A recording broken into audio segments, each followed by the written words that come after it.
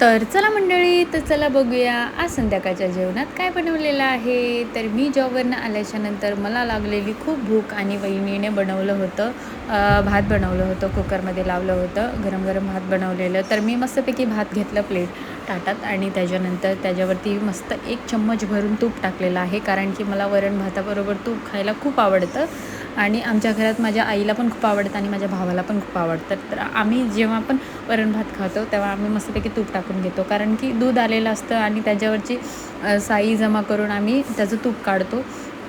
तर म्हणजे आमच्या इथं साई जमलेली असते, तर आम्ही 2-3 दिवसात आमचं तूप रेडीच असतं. मग त्याच्यामुळे ते आम्ही खाऊन संपवतो. आणि त्याच्याबरोबर आज बनवलेलं आम्ही वरण, एकदम फिकं वरण बनवलेलं. गरम गरम भातावरती वरण असं टाकून घेतलं आणि त्याच्याबरोबर भेंडी बनवलेली. तर वरण भात आणि भेंडी तर खूपच भारी, कारण की मला तर खूपच आवडते वरण भात आणि भेंडी. आणि त्याच्याबरोबर पापड होते. तर या मंडळी, तुम्ही पण खायला. तर तुम्हाला आजचं जेवण कसं